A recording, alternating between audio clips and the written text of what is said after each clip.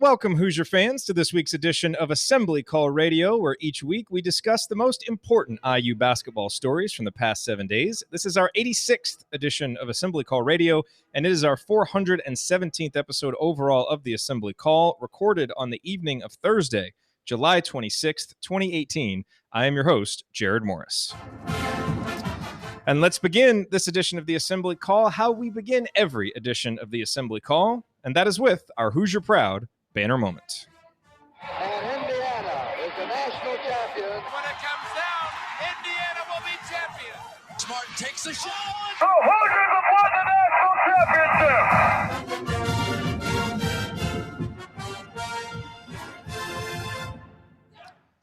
This week's banner moment occurred on Wednesday when Cliff Marshall announced the winners of the 2018 offseason championship belt. Last year, as you may recall, Deron Davis claimed the belt after an offseason that had everyone buzzing about how he had transformed his body and improved his conditioning. This year, two Hoosiers will share the belt, and perhaps not coincidentally, they are the two Hoosiers that we pinpointed in a recent episode as being most likely to emerge as the vocal leaders for this year's team, Juwan Morgan and Al Durham. As we discussed in our recent episode breaking down Al, it's unclear right now exactly what his role is going to be on the floor this year. But for Juwan, the role is clear. He is the senior leader and go-to guy. He's a preseason All-Big Ten player and a potential All-American. Sure, Romeo Langford is around now to take his share of big shots and will have a huge role in the offense from day one, but the freshman is going to lean on the accomplished senior much more than the other way around. And that's why Juwan being one of the belt winners is so important. Think back over just the last 8 seasons of IU basketball. In the 3 seasons that we'd all consider to be successful, 2012, 2013, and 2016, Indiana's best player or players were also the unquestioned leaders of the team. But in the other seasons, Indiana's best players were not the guys who were also capable of consistently carrying the leadership mantle. And it showed. At times, it was even called out by the coach. This year's Hoosiers won't have that problem. We all saw the natural leadership qualities Juwan possessed as far back as when he committed to Indiana. Then he arrived at IU and immediately saw what strong internal leadership looks like as a freshman. He then saw its opposite as a sophomore and began to emerge as a leader in his own right during his breakout junior season. Now the team is his. He is what Yogi Ferrell was in 2016. He is the man tasked with setting the tone through his example, through his production, and through his words. So far, he seems up to the task. And hey, it can't hurt to have a fellow veteran like Al Durham right there setting a good example along with him. All right, now let me introduce my esteemed co-host for this week's show. To my left, he is an assistant coach at Western High School, the host of Sports Talk with Tonsoni, and the founder of current Bracket Matrix top dog Delphi Bracketology. I refuse to believe that's the case. Well, it is the case, Andy. He is the coach, Brian Tonsoni. Coach, it is Tonsoni time. What's on your mind? Well, thanks for having me on again. I always enjoy coming on the show. You know, we've seen some really interesting things here with the report that we'll talk about later from the vertical leap. That has to be exciting about the players are getting better with Cliff Marshall.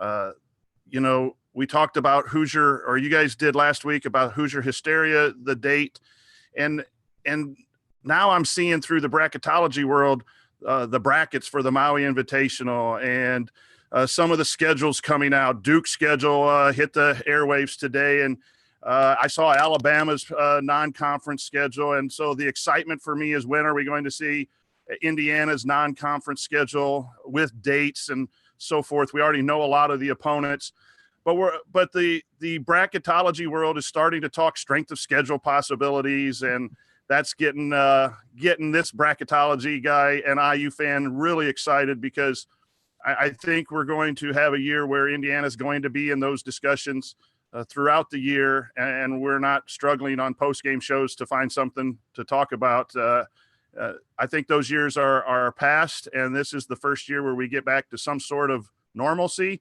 and it's just taking way too long to get there. So a lot of good scheduling news coming out around the country, and it's just getting this old guy excited. And to my right, he is a columnist for The Big Lead. He's a co-host for The Hangover. And, you know, I don't really have a clever joke this week, so let me just say that This guy is one of the most well-informed sports fans that I know and a great teammate to work with on a weekly basis. We are just really lucky to have him here on the show. What the hell is happening? He is Ryan Phillips. You know, I may stop by tonight. I'm working. I have to do the radio show. I was at that game on the floor. I was stone friggin' sober and lost my phone in an Uber. We got to move because somebody here has to work. Ryan, what is your IU basketball rant this week? I knew someone was coming there. That was way too nice, Jerod. Yeah, you know, I was really excited to see that Yogi Ferrell wound up actually leaving Dallas last week. Since our last show, Yogi Ferrell has signed a deal with the Sacramento Kings. He got a little extra money. That segment didn't age well. No, it did not age well because it was like the next day. It was like, oh, yeah, I'm not going back to Dallas. So I think we were all really happy for Yogi. Got a little extra cheddar there. See that Noah Vonleh has signed a deal with the Knicks, and that I think Troy Williams signed with the Pelicans. Is that right? Today? Yes. So good for those guys signing on with teams before the season starts. It would look like Troy Williams might be going to the Knicks or back to the Knicks, but he decided to go with the Pelicans. So some really nice moves there. And I agree with Coach. This is just another week where we're like, all right, off season's long. Can we get some basketball, please? And it was really nice to see the guys, Juwan and Al Durham, as you mentioned, win the offseason award. And really, I think it's just every time I talk to an IU fan, it's the same as we're saying. It's just, can we just get the season started already? I mean, I'm just ready, and not a whole lot going on this week as far as breaking news or anything like that. But I think we're all just really ramping up and excited. Also, I'm very excited for the Coach mentioned that Maui Invitational bracket. I will be there again this year, so be sure to follow along with my work at the Big Lead. But in the opener, it's my hometown, San Diego State Aztecs will be facing Duke out on the island. So I'm pretty excited about that. Yeah, exactly. Hey, wait a minute. You're going to be in San Diego soon, Morris. So I am badmouth it. Andy's going to be hosting that show. He can just do that drop the entire time. I know. And then Andy this week texted me kind of sheepishly like, hey, we might be coming out to LA. Do you have any recommendations? I was like, yeah, I got plenty. I don't know if that's accurate, but all right. It's absolutely accurate, Andy. All right, here's what we were going to talk about this week. Did you see how many Hoosiers had vertical leaps of 40 inches or higher? We're going to discuss the crazy video that made the rounds this week. Then we're going to talk about coaching. And we're going to talk about what makes for a successful coaching staff, a subject that Coach Tonsoni knows a thing or two about and wrote about this week. And then we'll discuss the biggest challenges that await Archie Miller in his second season as Indiana's head coach. And we will answer your questions, as we always do. All of that coming here on Assembly Call Radio. Before we get to talking about that crazy video with all the verticals, a quick reminder. It's about money. I want to quickly remind you of two great ways to shop online for tickets and for IU gear that also help us out at the same time. Remember these two URLs, iutickets.shop and iustore.shop. When you use those URLs to buy IU tickets or gear that hopefully you would be buying anyway, we actually get paid a commission for referring you, and these commissions really add up and help us cover the costs of running the show. iutickets.shop will take you right to SeatGeek, where you can immediately find the best deals on IU basketball tickets, as well as IU football tickets, concert tickets, and other live events. And as a bonus, use the promo code ASSEMBLY to get $20 back after your first purchase. iustore.shop will take you to the official IU online store when it's time to shop for birthdays or Christmas or just to get new stuff for the upcoming season. They have gear for everyone, kids and adults, and they always have a ton of stuff on sale. So again, please bookmark iutickets.shop and iustore.shop and use them when you are looking for tickets and for IU gear. Taking just that one extra step before you shop will help us raise the money that we need to cover our most important expenses, like website hosting and podcasting equipment. And what else might that be, Andy? I think Knicks would be a good answer to that question. Always a good answer to that question. Can't ever forget that. Once again, the URLs are iutickets.shop and iustore.shop. Thank you. All right, you are listening to Assembly Call Radio. I am Jerod Morris here with Ryan Phillips and the Coach Brian Tonsoni. And guys, let's talk about what I think is this week's top story, which is the crazy vertical jump measurements that came out of the kind of the final measurements that they did after the summer program. Now, this is a video that was posted on Tuesday, July 24th, tweeted out by the official IU men's basketball Twitter account. And these are all the Hoosiers who had vertical jumps of 40 or higher. Quentin Taylor was at 40. Juwan Morgan was at 40. And apparently his vertical jump improved by 13 inches during this session. Al Durham's was 40.5, up 5.5. Rob Finnessy's was 42.5, up 5.5. Romeo Langford's 43. His was up 4.5. Devontae Green's was 44.5. His was up 6.5. And Justin Smith's vertical leap, this is max vertical, was 48 inches, which is up 7 inches from where it was when they tested at the beginning of the session. Now, that is incredible. And you just watch that video and you can see how athletic these guys are. Ryan, all I will say about this is that at the NBA Draft Combine, Josh Okogie and Dante DiVincenzo had the highest max verticals, and they were at 42 inches. So I think it's important to note, because some people have been wondering, like, wait a minute, like how can these numbers be legitimate when, you know, the guys at the NBA Draft Combine are going this high? It's important to remember they measure that from only 2 steps. And the guys in the video that Indiana tweeted, some of them were taking 3, 4, 5 steps. They were getting a running start. So I think it's a different way of measuring, and I think that accounts for how high. But either way you slice it, just looking at that video, you can see how athletic these guys are, and it's pretty clear this is going to be one of the more athletic teams in recent IU history. Yeah, and look, the way you measure it, the reason they do it that way at the NBA Combine is so that it can be static and standard for everybody. It's okay, you only get 2 steps or it's disqualified, and so it's just to make it static. And I agree. I mean, it's worth noting that, because if you are comparing it to the Combine, you know, you have to sort of go with the same measurements. But that's not what IU's trying to do here. They're trying to say, okay, your absolute max, if you're running full speed up court, how high can you get?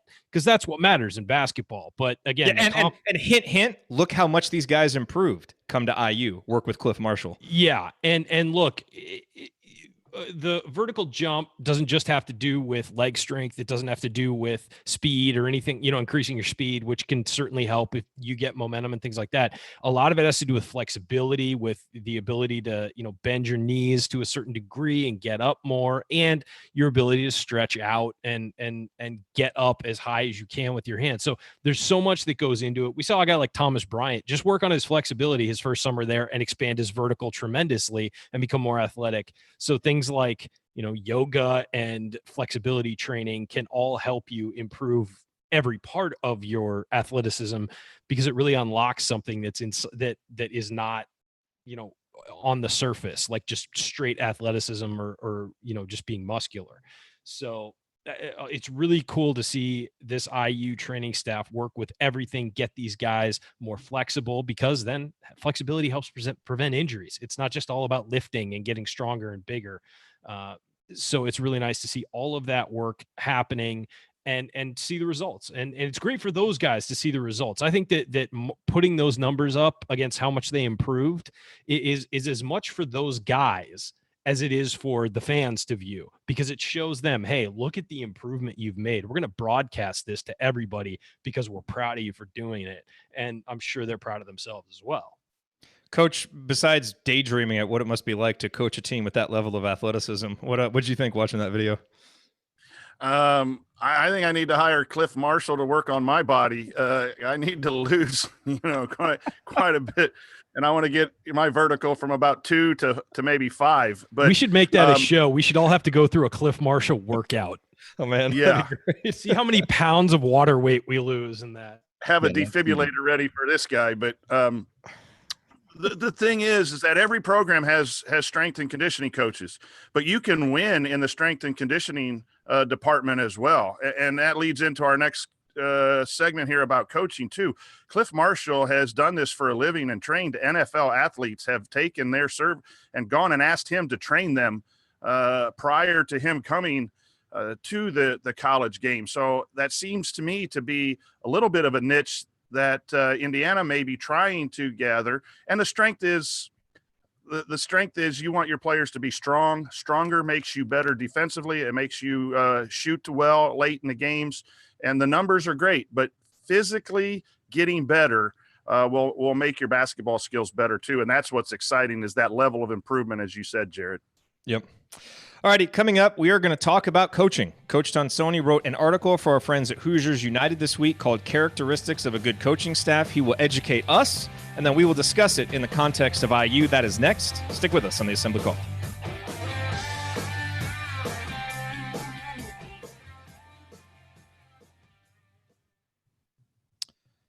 All righty. Hello to everybody watching live. Man, there is a hopping live chat tonight. This is awesome.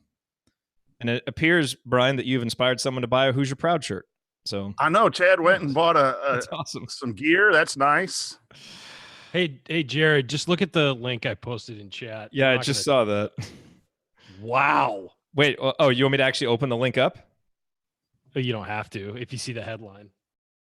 No, now I have to look at the headline. I'm not going to be able to focus and concentrate.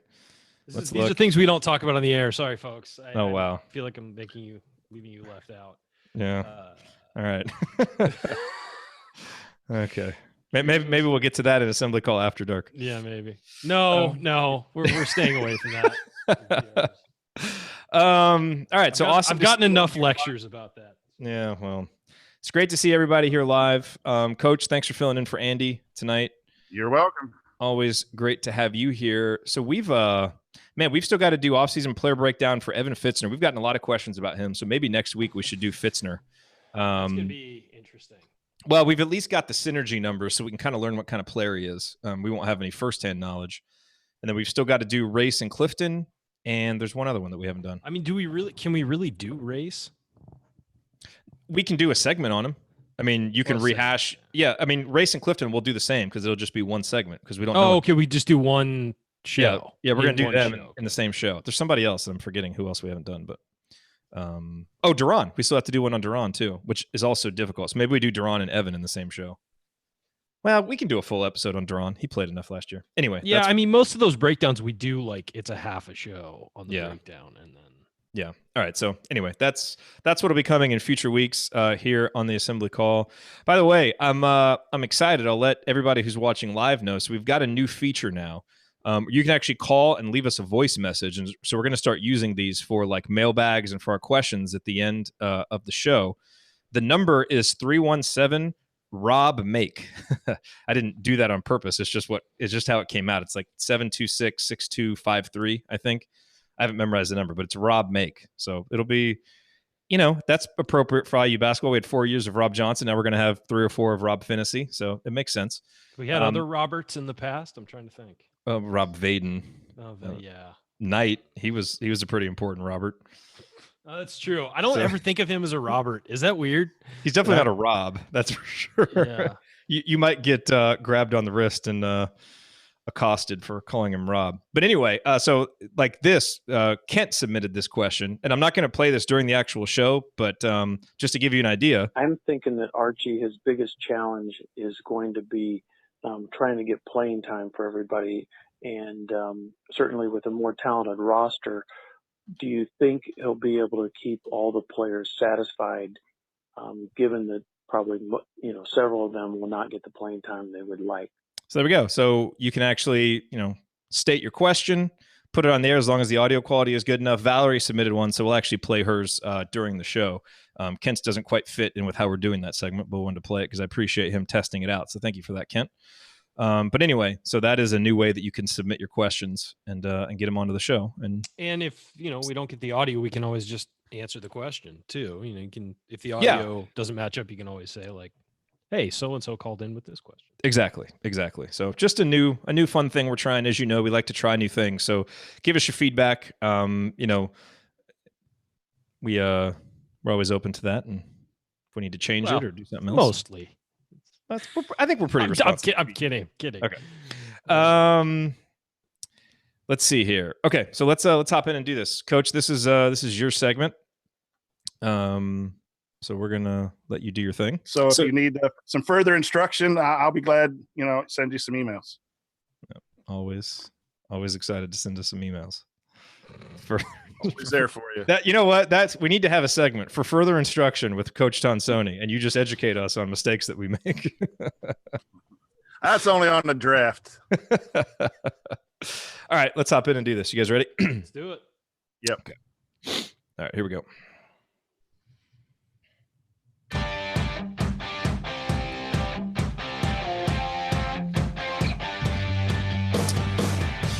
You are listening to the Assembly Call, a weekly show about IU basketball, plus a post-game show that goes live during the season as soon as every IU basketball game ends. If you ever have to miss all or part of an episode of the Assembly Call, there are 2 great ways to catch up.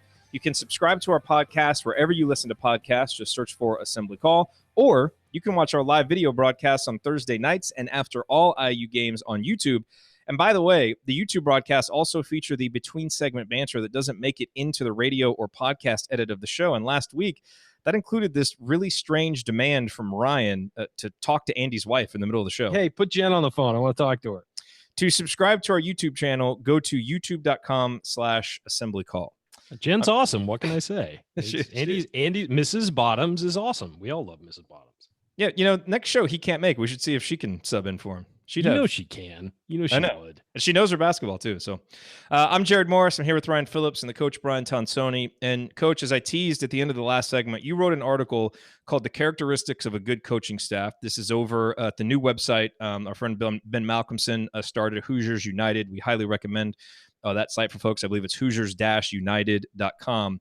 And in this article, I just want to quote one part of this article that you wrote here, Coach. You said, the head coach of any collegiate sports program is the face of that team and are responsible and accountable for the results of that program. What is overlooked by many is the effort and expertise of the entire coaching staff. Rarely do the assistant coaches have to answer questions, but they do have a lasting effect on the players and team. And as someone who grew up the son of an assistant coach, at major college football, both in Indiana and Purdue, I certainly know how hard the assistant coaches work, how much they mean. And so I really appreciated reading that. So I want to talk about this article, and let's go through these 4 characteristics that you have generally, and then let's apply them to the IU staff, because I think so far we've all been really impressed with the job that Indiana staff has done. And I think what you've written provides a nice framework for kind of analyzing this staff. So you want to take us through the 4 characteristics? Yeah, one of the important ones when I was a head coach, and now I'm an assistant, and in the high school levels, different than the collegiate level, but loyalty is really important on the coaching staff. You do not want your coaches to be yes men and always agree with what the head coach is doing and not bring up challenging issues or challenging questions. But at the end of that discussion, then it becomes a total team effort. That's one way of loyalty fitting in with the staff. The other way is when you're an assistant, you have to know your role, and your role is to provide service for the players and the head coach and the university that you're working for. And you got to get that disease of me out of the way. Yes, you might have, goals of becoming a head coach yourself and wanting to do some of those things. But I think you rise up when you show loyalty to the person that you're working for and helping that person. And that's how your resume and your reputation really gets lifted up, is when you help others, and that's the team and the coach. And nothing's worse than having someone inside your program being part of the problem and leaking information and disagreeing with you at the corner tavern or something, at a booster meeting or something like that. And so loyalty has to be one of those things. I know it is on our staff. Dedication, that's just hard work. And I think most coaches at the college level buy into that. I don't think they last very long if they didn't. Absolutely. So that's kind of a given. But one of the things, Don Meyer was a great coach in college basketball, and may he rest in peace. And I learned a lot from Don Meyer. He was at Lipscomb in Nashville, Tennessee, and then went out to Northern University. And he said, look for work. And that's been one of the things that I've tried to do myself is, if you're a good assistant, you don't just wait for the direction of the daily meeting in the morning or whatever the college coaches do. You go and you try to find out, and you know what your head coach wants, you know what your program wants, and you go and do that and add to the program, not just following the information. And you've got to be dedicated to doing things right as well. And we've seen with the FBI situation where some assistant coaches have gone astray, and that hurts the head coach, that hurts the program.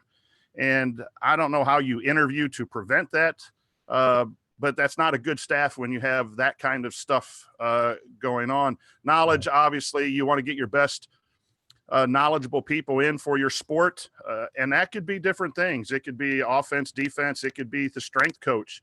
It could be with Bill Colmar, how to be a great director of basketball operations.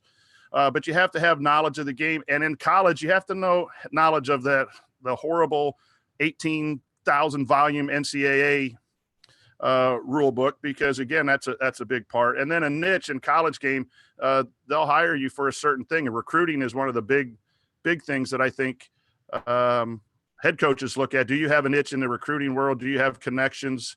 And we see that somewhat in the Indiana State. So, and then you got to be able to pay them a little bit, or have a teaching spot in high school or whatever. But those four things, I think, give you a chance, and then you've got to execute those four qualities. Loyalty, dedication, knowledge, and niche. Those are the four that you mentioned. And you also wrote in that article, simply hiring coaches for the right reasons does not guarantee success. Part of the job of the head coach as leader of the program is to evaluate his or her coaching staff and hold them accountable. If changes are needed, they must be made. And so it's like right now, we're all very excited about Indiana staff, and it seems like they're working really well together. But as it goes forward, Archie's going to have to evaluate and make sure that it's working. What are the biggest challenges there when you're trying to evaluate on a year-to-year basis, where you might need to, obviously, having that conversation would be a very difficult one, but what are the other challenges that come in with the evaluation of your staff to make sure that it's, maybe it's good, but then how can you take it to great?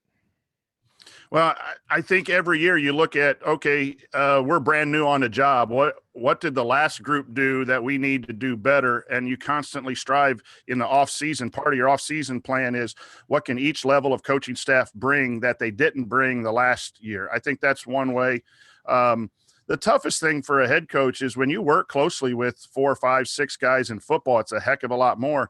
It becomes a tight-knit group. And if you're a good coaching staff, you're really tight. And if all of a sudden you're not getting the results in one aspect that head coach is there, they may be a loyal guy, they may be dedicated, but maybe their knowledge is just not getting done what needs to be done. That's the tough part when you're a head coach. But those decisions need to be made, and then to bring someone in.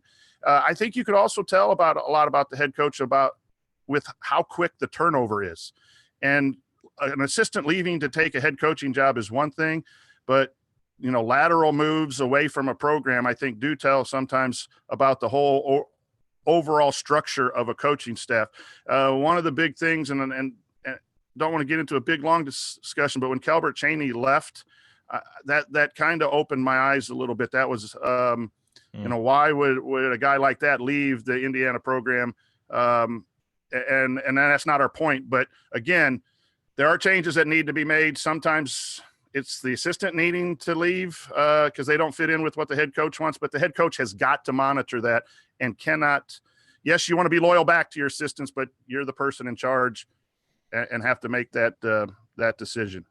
You're listening to Assembly Call Radio. I'm Jerod Morris here with Ryan Phillips and the coach Brian Tonsoni. We're talking about the characteristics of a good coaching staff. So let's talk about that in the context of Indiana's coaching staff. And I think it's really interesting, Brian, when you talked about knowledge and niche, and you kind of go down Indiana's staff, and it's really clear kind of the different things that each coach brings, right? It's like Bruiser Flint has previous head coaching experience that Archie can lean on. He's been through so many situations, and he really brings that recruiting on the East Coast because of his long history there. Tom Ostrom, is basically Archie's right-hand man. You talk about loyalty and dedication. He has got it. Same with Bill Comar. And also Tom, a great recruiter. Ed Schilling, known for his skill development and for his immense Indiana connections. You talked about Bill Comar with, the kind of the operations and the scheduling. Then you've got Derek Elston, his connection to IU's recent past, his attitude, ability to work with players, and Cliff Marshall, who you mentioned earlier, who just has incredible authority as a strength and conditioning coach because of the professional athletes that he's worked with and just immense knowledge. So you look at the staff, and I think one of the reasons we've all been impressed with it is it does seem like there is a lot of different bases covered and a lot of individual niches that these coaches fit into that you need to build a winning program. Yeah, I agree 100% with what you said. Ed Schilling, being from the state of Indiana, being in the NBA, being in a variety of college settings, a head coach himself, and then running his own skill development, that's something you can sell to recruits, and not only sell to recruits, but it makes your players better when you have an expert on that. And I'm sure that Archie has his ideas on skill development, and Bruiser does too. But when you have someone like that, Bill Comar, he wouldn't remember, but we spent about 3 or 4 hours in a lobby of a hotel at a coaching clinic once when he was at Loyola University. Just an outstanding basketball guy, and wants to serve the programs that he was in. And you look at this staff, and it fits different roles. And the interesting thing is they all have a recruiting niche. Bruiser on the Eastern, Ostrom is doing well in the Midwest and Minnesota, and Schilling all the way around. And so, that's a part of the college game that you've got to know where you want to go get the talent and have influence. So, I think it's a well put together staff, and obviously it has to get the job done. Did you offer to provide Bill Comar further instruction with some emails when you met with him? No, I was taking notes quite a bit. It was, and again, that as a high school guy, sometimes the college guys look the other way when they see you at a clinic. And a high school friend of mine from Ohio knew Bill and asked if I'd like to meet him, and we sat and talked till like 3 or 4 in the morning. And it was pure basketball, awesome. And that's where you get a lot of good stuff. That's not just what zone offense to run, but there was a lot of good things shared. That was 8 or so years ago, but that's the quality of person that's on this Indiana staff. And a lot of staffs have good people, but you've got to put together that winning combination if you want to be in the top, 4 seeds in the NCAA tournament and have a chance to win it. Ryan, this is without question the longest you've ever gone without interrupting. So we know you have opinions on this. So we'd like. Well, to we've got a guest, Jerod. I'm trying to be nice. Brian's not a guest. He's more than a guest now. He's one of us. Well, he's family, but he's a guest in our house right now. You don't push him to take the shoes off. You just kind of. Right. But Andy, you'll just jump over Andy. Yeah, of course. He's he's a member of the family who lives here. What I would say is that I think every coaching staff is a family. And that needs to be the vibe. And you can disagree with members of your family, and you can disagree about the way to move forward, and you can even have arguments. But in the end, they're still your family, and you're still, you don't choose them necessarily. You're stuck with them. And I think like post-game show hosts. Yeah, pretty much. I own a third of the company. Sorry, Jerod. It's no, I think that needs to be the vibe, is that, you know what? We can disagree. We can have battles. And I'm sure there are backroom battles about players, like who should we recruit harder? Well, I like this guy. I like this guy. Let's break down more tape. Let's, and each staff member fights for their guys that they really want to pursue.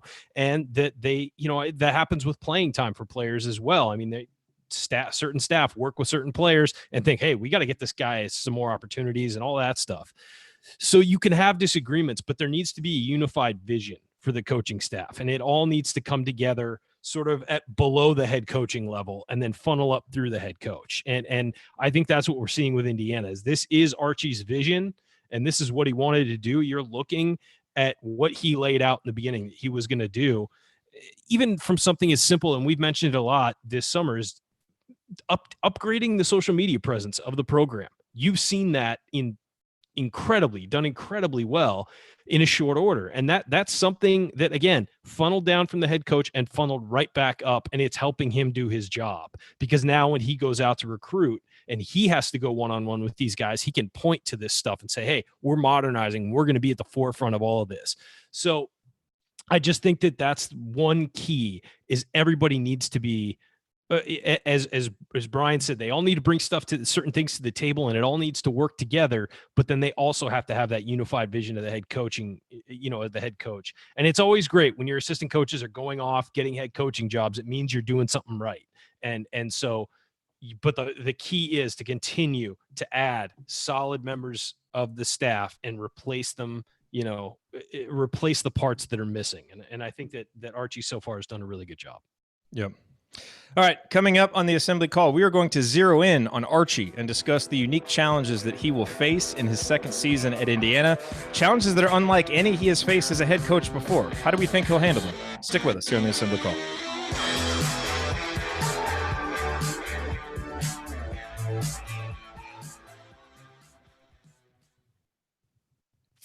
All right, that was 1450.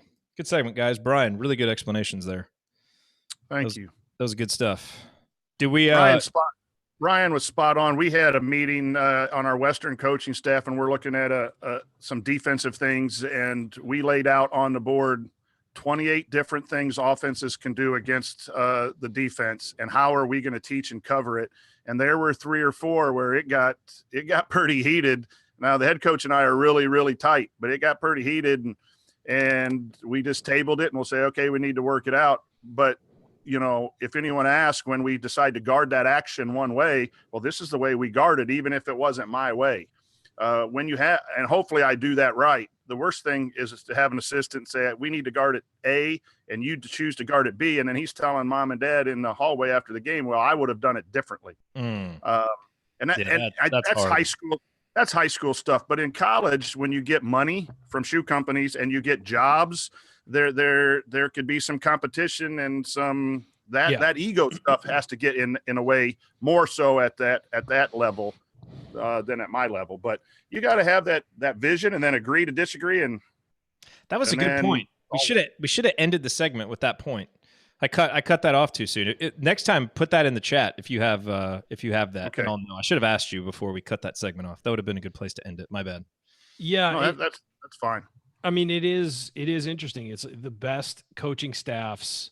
Nick Saban at Alabama has always had a great coaching staff, but he pretty much dominates the room and nobody gets any other say except for him. And guys are willing to accept that because they're successful and they go on to become head coaches. So, but other than that, every successful coaching staff, I mean, for the most part, is a collaborative effort. And Brian said that the assistants don't get enough credit. They really don't. And I mean, that's why you see so many guys go off and be really successful who had coached at great programs. They do a lot of scouting. The assistants do a lot of film work and scouting, and you'll see that on the game when they look to cover or the other team's running an action and the head coach is up. They're the ones who have initiated the game plan, and then Archie or the head coach has signed off on it. But you'll hear that whose scout was it? Every college staff that I've talked to, they share the scouting, and we do that in high school too. I have the Saturday night scouts, so the head coach can focus on the conference games, and then Friday night after the game, what do you have, Brian? How do we need to guard these guys? And then he'll challenge me back, and he'll make his decisions, and then I'm in charge of the walkthrough on Saturday morning. So gotta have a lot of trust. Yeah, that stuff you don't see. Yeah, you have to have trust. There's just not enough time. I mean, think about it like in a tournament setting where you're playing every day, the coaches can't, I mean, they can watch some film, but they can't study because you're going to have to study 2, 3, 4, 5 teams that you might run into. Yeah. And they just can't do it because they're so focused on the upcoming game. And then when you get into the next one, you could have faced one of two teams. You can't study in the span of 12 hours and put a walkthrough and game plan together. You've got to trust your staff to have that work done ahead of time. Now you can check up on it. You can say, oh, what are they doing? Let me take a look at that. And it's usually cut into clips and plays and all that stuff that, and now they can just do it all on an iPad. But back in the day, it was cutting film and all that. I remember when I was in high school, that's the way it was, is our assistant would be in there late at night, cutting up all the film whenever we were in a tournament. I got my start with Jim Shannon, who's a coach at was Romeo's coach at Albany. And I had the post players, and we had a 6-7 post player. So he'd go, okay, individual breakdown. And it was up to me to run stuff. And then every time we watched game film and that post player didn't block out, didn't get a rebound. What's up with your son, Tonsoni? Why can't you get him to rebound? And so that was that banter back and forth.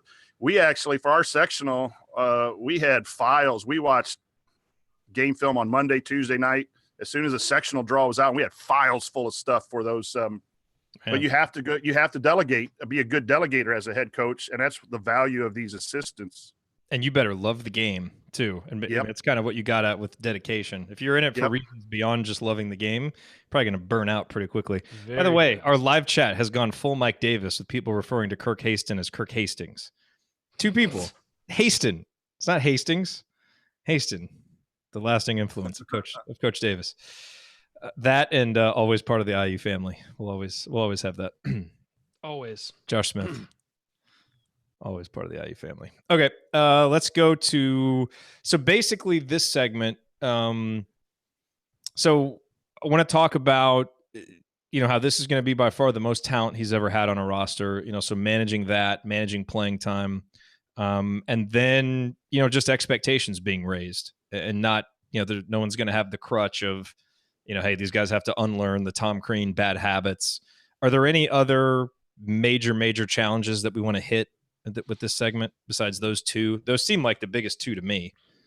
We can move on to questions after that. I mean, yeah, no. That is the question. I'm sorry. I thought you meant you were just making those points. No, I'm just saying, are there other parts that we should? I just don't want to miss something obvious. I would say, let's see. I would say managing a one and done talent. Oh yeah, he's never done that before. Yeah, that kind of goes along with the first part, but it's pretty important. I mean, how does he work on? I don't think Romeo is going to be hard to work with, but it is a different. Managing the guy, allowing the guy to sort of explore his ability, while at the same time playing within a team concept. And as we can mention, he's got some of that. He's seen it at Ohio State and Arizona, and he's got, the experience of his brother to lean on, but he's never been the guy. So it'll be new for him. Okay. Let's hop in. Let's do it. Let's do it. Okay, here we go.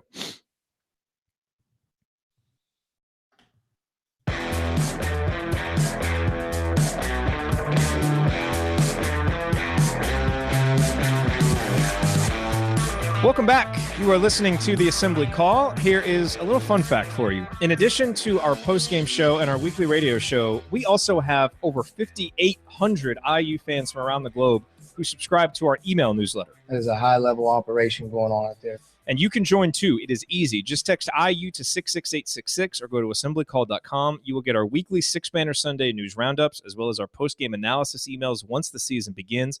It is all free, and it will make you a smarter and more well-informed IU basketball fan. Again, go to assemblycall.com or text IU to 66866 and join for free today. Make no excuses. I'm Jerod Morris. I'm here with Ryan Phillips and the Coach Brian Tonsoni. And guys, we just talked about the characteristics of a good coaching staff, and we talked a lot about the assistants. I want to zero in on the head coach for IU now, Archie Miller. And we got this question from Joel that I thought really does a good job of kind of kicking this segment off. So he says, has Archie ever coached a team with this much talent compared to his best Dayton team?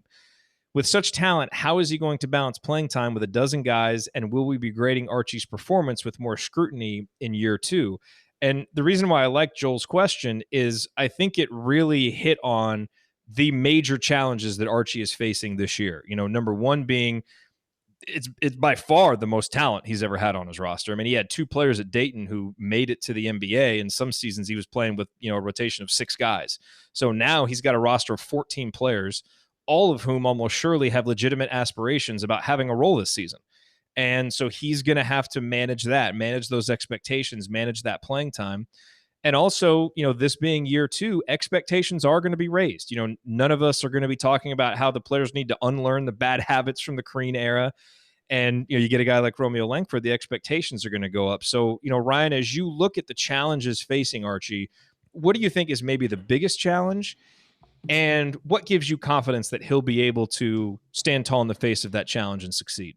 Well, I think you hit it on the head and the question really hit it on the head, that he's never had a team with this much talent where he's had to balance playing time. He's had to balance making sure that these guys get their opportunities to shine and show they've improved and all that stuff, and that they belong in the lineup. A lot of the freshmen probably want to come in and play, and they're talented enough to play. So how do you manage a guy like Jerome Hunter, who might be behind some guys who are just more advanced than he is right now, when Jerome is really good and we really liked him? And had Indiana not gotten Romeo Langford, you still feel pretty good about him being the top guy in that recruiting class. You still feel like, oh, this is a legit guy. He's not a one and done, but he's a guy who could legit become a very good basketball player. So it is going to be interesting. How do you handle a Romeo Langford, a guy who you want to be able to showcase his individual ability for a couple of reasons? One, because you just want the kid to be successful and get drafted high and go off and represent Indiana in your program also in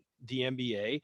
And two, how do you, I guess what I would say about Romeo is I think he's going to be an easy kid to coach, but how do you showcase him while still playing within a team concept which will ultimately help him play better and get better shots and probably rack up better numbers if he's making everybody else better as well. So how do you manage that? When to let him attack, when to have him pull it out and move the ball around and then attack in different ways. So there are some challenges that Archie's never had before, but as you said when we were talking before the break, he's been at Ohio State where they had some really good players. Like, he's seen how other coaches have managed that. His dad's a coach. I'm sure he's leaning on him. I'm sure he's leaning on his brother, Sean. How do you manage having a one and done talent, and having him play within the system that you want to play? And also, getting a guy like that, and not to say Romeo doesn't play defense, because he does, but how do you get him to also buy in completely on that end when really he's always been such an offense first player? Yeah, Coach, as I look at this, even though these are some challenges Archie hasn't faced, I think there are good reasons to think that he's well prepared to go through it for the first time. Now, there's going to be a learning curve with a new thing like there is for anybody, but I think the staff that we talked about, I think that will help him. The experience of guys like Bruiser Flint and Ed Schilling and all of those guys, I think that'll help. We mentioned, the experience at Arizona and Ohio State. Here's the other thing that I think is going to help that I want to get your thoughts on, Coach, when we talk about the playing time issue, because I think that's going to be really interesting to see how that all shakes out. One thing that I think will work in his favor is what he does with kind of the quantitative measurements of practice and measuring production, to always have something to point to say, this is why guys are playing. How much of an impact will that make on a roster of 14 guys who could play, to be able to have something that is objective, not just subjective, where maybe the coach doesn't like me. You go in and you say, no, look, these 8 guys are actually producing more than you. I mean, I don't really know what you say to that when you're a player, other than crap, I got to go produce more. I think what you're saying to me is a way to communicate to all 14 players what their role is.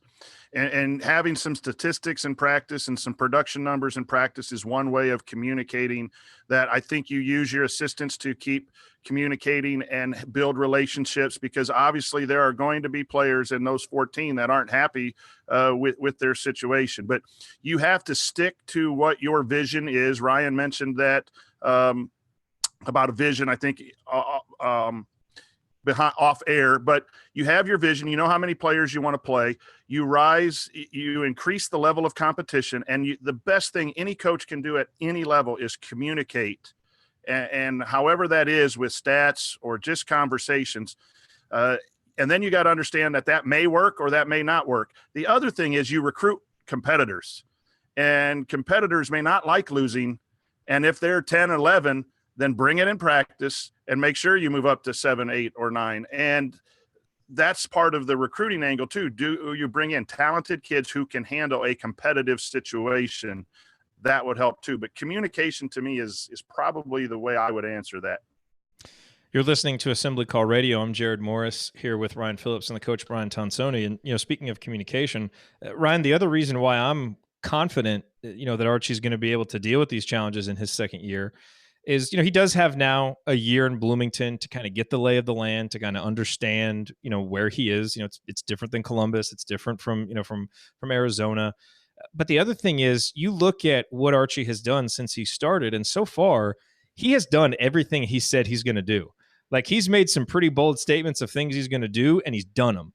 And I think that starts to give you confidence that now the next challenge, the next thing that he's going to do, he's going to be able to do it, because you've seen him say it, you've seen him do it, and it's like he just keeps moving forward and keeps building. And so I think that's another reason to have confidence.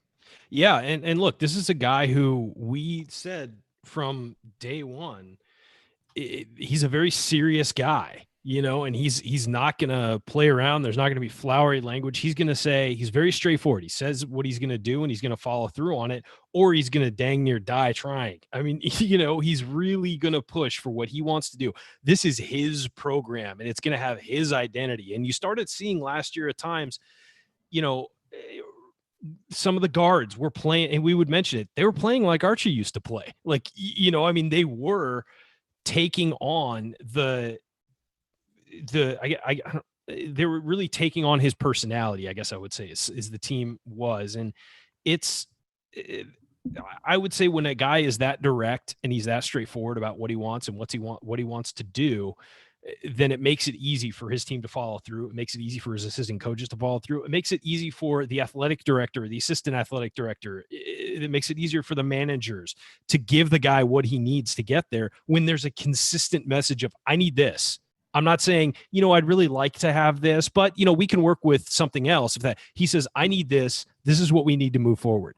It's easy to help a guy like that. And it's easy to get him what he needs and the tools he needs to succeed in any business. It has nothing to do with basketball, but it's, when that's your management style, you're far more likely to be successful than somebody, flexibility is great, but in a situation like this, when you're at the top of a huge machine, and Indiana basketball is a huge machine, you got to lay out what you want and you got to know how to go about achieving it and what you need to achieve it. And I just feel like Archie Miller is going to be that guy.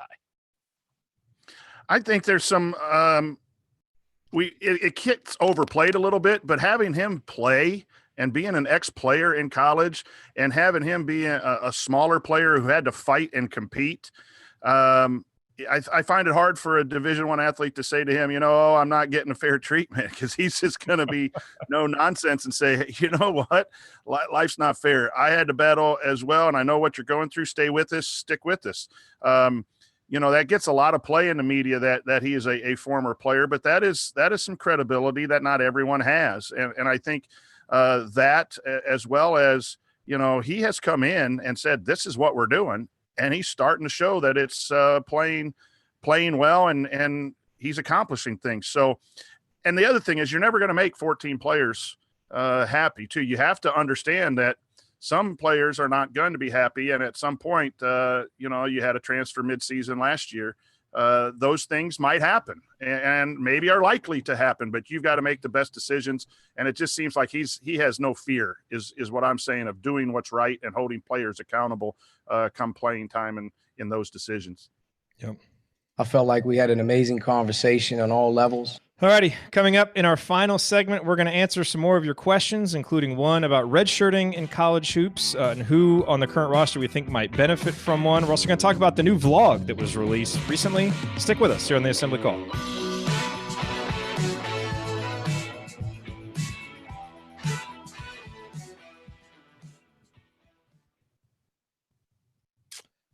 All right. Beautiful. That was 11 minutes. So we got a lot of time for questions today.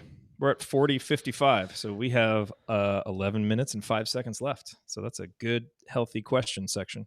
Yeah, good points on that segment, though, guys, by the way. I'm going up on 4 hours on the air today. So I'm getting 4 tired. hours on the air. Oh, 3 hours today on San Diego radio, when all you have to talk about is one team, is a little interesting. You'll have a hangover. Yo, guy, I don't think. Hangovers on Saturday. Saving that for Saturday. That's, everyone's in Cooperstown for the Trevor Hoffman Hall of Fame enshrinement ceremony. Very nice. Yeah, so that's why we were subbing today, because they were flying out. All right, so by the way, that's a hell of, if anybody baseball fans out there watching, that's a hell of a Hall of Fame class you got this year. It's who is it?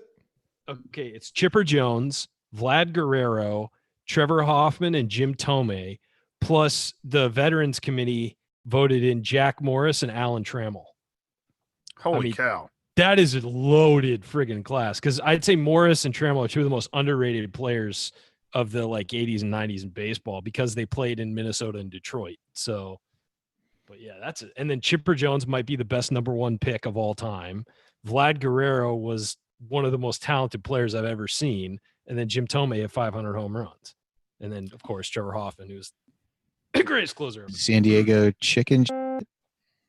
Two San Diego guys in that. Alan Trammell was a Kearney Comet. Went to high school about 5 miles that way, 10 miles that way. These are all rumors. I don't know what's true and what's not. Jerod, it's just a disease when Dugan throws out a San Diego reference and we start talking on Sports Talk with Tonsoni about coming out to San Diego. And now, so I'm thinking, a summer retreat. Retreat. Dude, I'm all for it.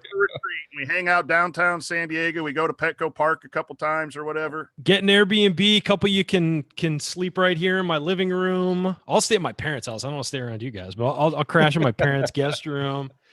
It'd be great. That would be pretty awesome. You can scout out locations when you're here in a couple weeks, Jerod. Okay. Fans can come out if they want. We'll make it a big old San Diego party. Yeah, why not?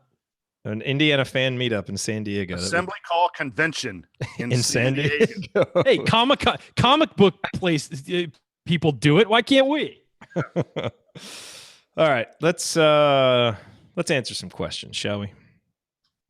Let's answer some questions. So we got 10 minutes and 26 seconds. No, 10:29 for this. So I'll let you know in the chat where we are. All right, you guys ready? Yep. Okay, here we go.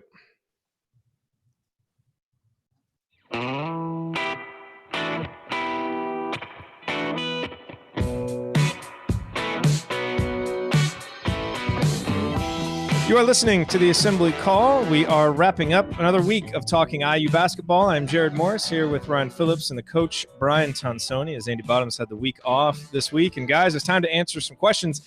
And we've got a fun new little feature here on the Assembly Call, a fun new little tool. We set up a voicemail box so that you can actually call in and leave your question as a voice message, and we can play it right here on the air.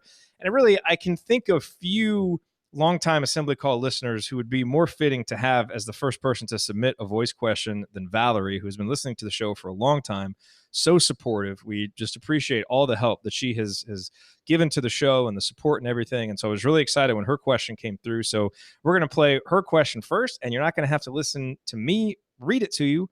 You're going to listen to Valerie state it. So here is Valerie's question that will kick this segment off. I was really impressed earlier today by the vlog that was released by IU men's basketball. And to an old timer like me, this social media stuff is pretty new. Just how important are things like vlogs and similar social media outlets to new players? I mean, I was ready to join the team today. I thought they looked like lovely young men. So anyway, your thoughts. Thank you.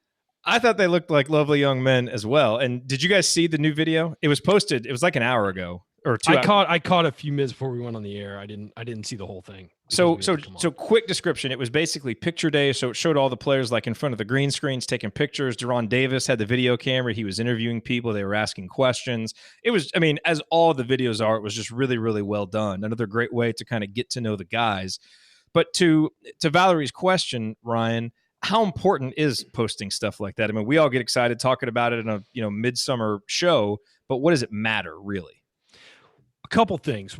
It works on a couple levels in Indiana's favor and in the players' favor. One, it gets them a chance to get their personalities out there. That video where they were in the pool, I think we kind of, playing basketball in the pool, I think we kind of got an idea of their personalities a little more than, you get from pictures and videos of them playing, joking around with each other. Juwan Morgan definitely acting like the dad in the pool, kind of. And, there were just some dynamics going on there that were great.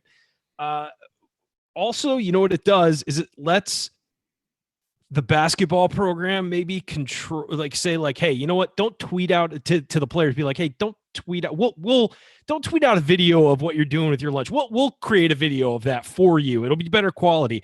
It kind of reins in the guys on social media. They can interact with fans and stuff, but they're not out tweeting their own videos. They're not out doing that because the program's already doing that for them. And it can manage sort of what is getting put out there about the program.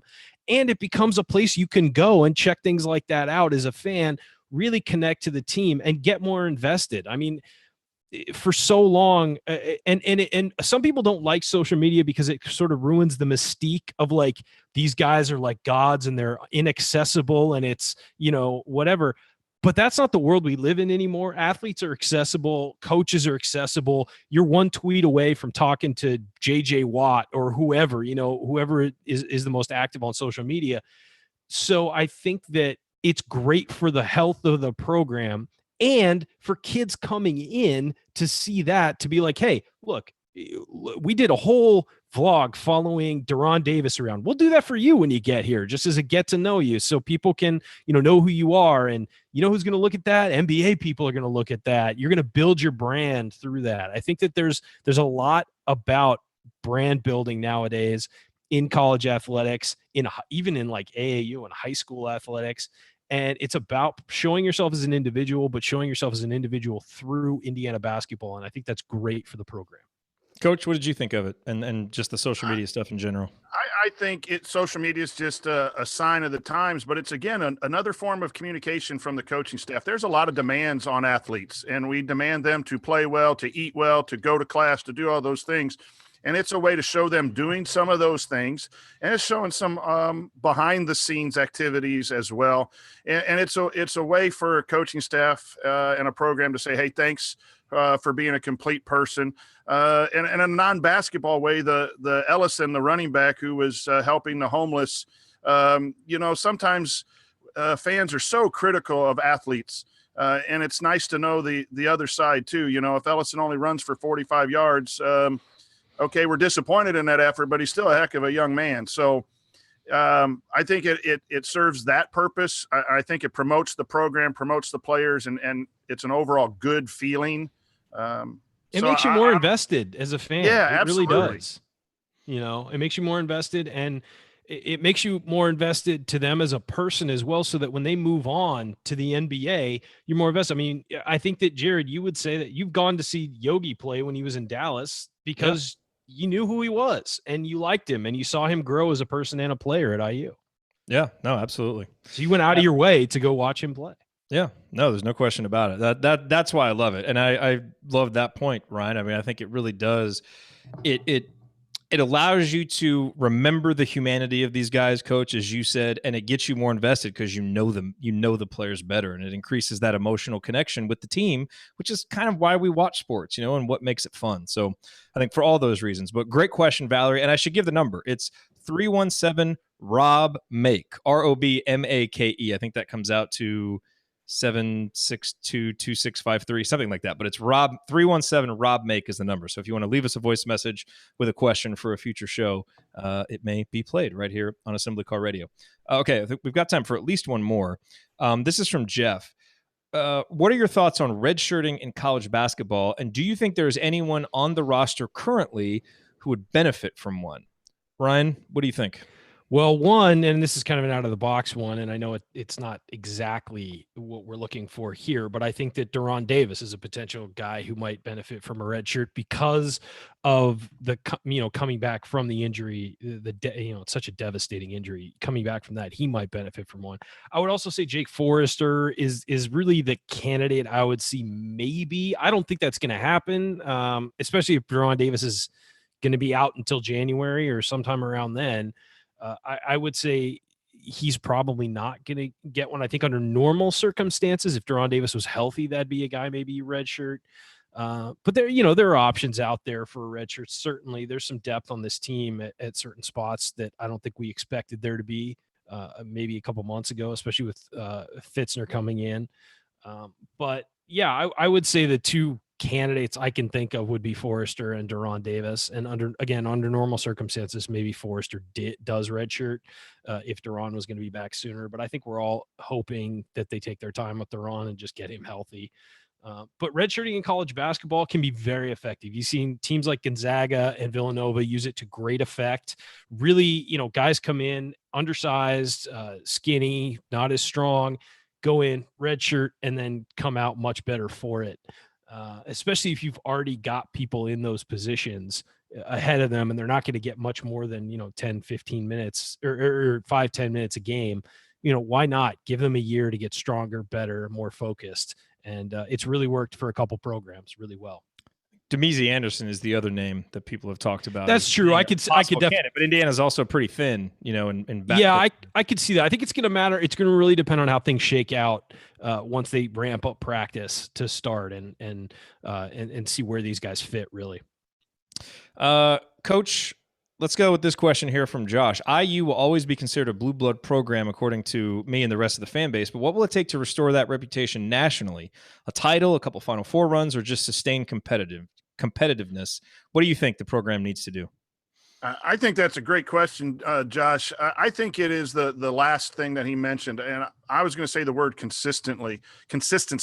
They've got to be a top 20 program year in and year out for several years to get back to that that blue blood. And we just haven't been there. We've had a good run, and then it's a couple, 2 or 3 years down, and 2 good years. And you need to be consistent in order to be thought that way. And some other teams have risen up in the Big Ten and around the country that have kind of replaced our standing. I think in name and in tradition and the number of titles, we will always be considered one of those top programs, and I think we are. But to be really, truly back is not one game, not one season, not one result. It is 4 or 5 years of top 20, Sweet 16, Final Four appearances to be back to where, okay, that is a program that is just tough to beat on a year in and year out basis. All right, Ryan, real quick, final question from Brian. When can we expect the first commit for the 2019 class, and who will it be? You want to make a prediction? Ooh, geez. We got 20 seconds. Maybe I would say I would say right around the September mark, and my guess is going to be Trace Jackson Davis. I'm saying Trace Jackson Davis after Hoosier Hysteria. That's September. Yeah. That would be what I would say. Okay. Well, that will do it for us on this week's episode of the Assembly Call. If you want to see us do the show live and be part of the live chat, join us at assemblycall.com on Thursday nights for the live broadcast of our Assembly Call radio recording. Or you can always subscribe to our podcast by searching for Assembly Call wherever you listen to podcasts. And don't forget to go to assemblycall.com/join to join our free email newsletter or text IU to 66866. Thank you for listening. We will be back to talk IU hoops again with you next week. Until then, keep your elbows in and your eyes on the rim. And go Hoosiers.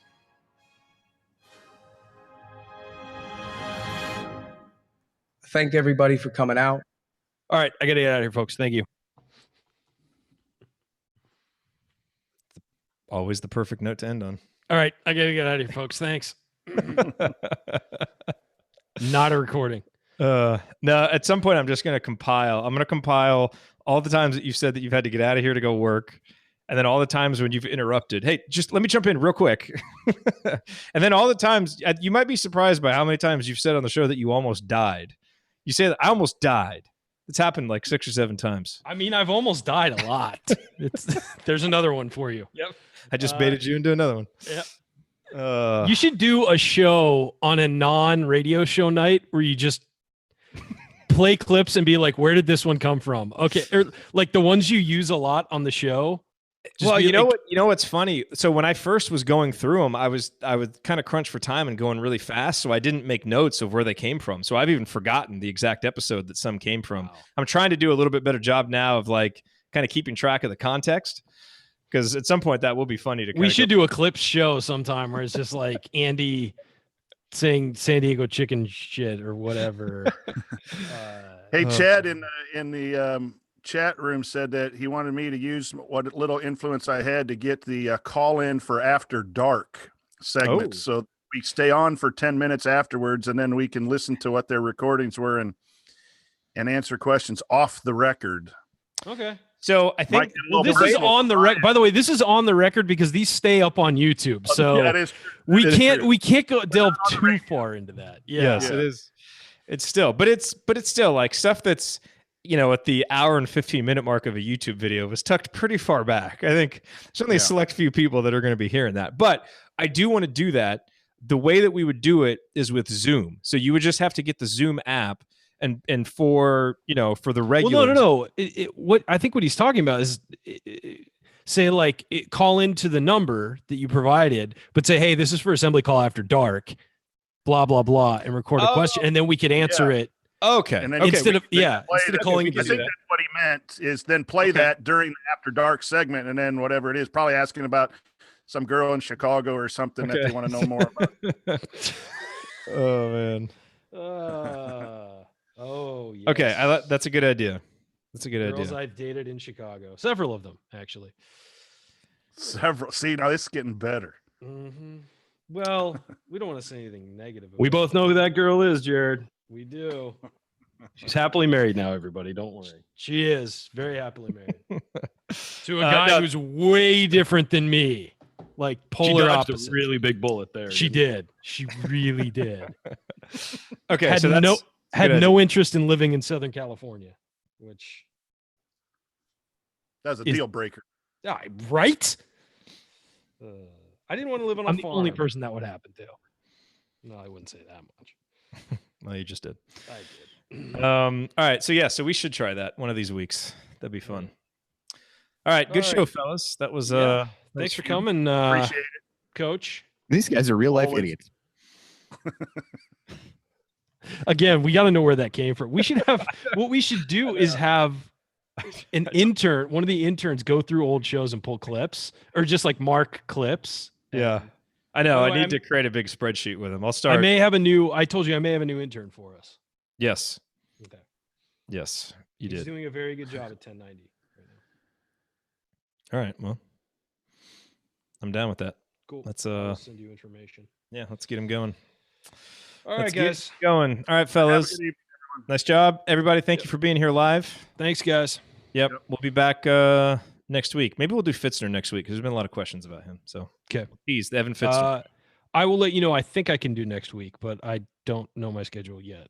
So I'll email you or text you. Pretty sure I can do it though. I do what's best for the show. Yeah, I do. Sometimes that means no Ryan. Okay. Sweet. All right, guys. See you guys next week. See everybody next week.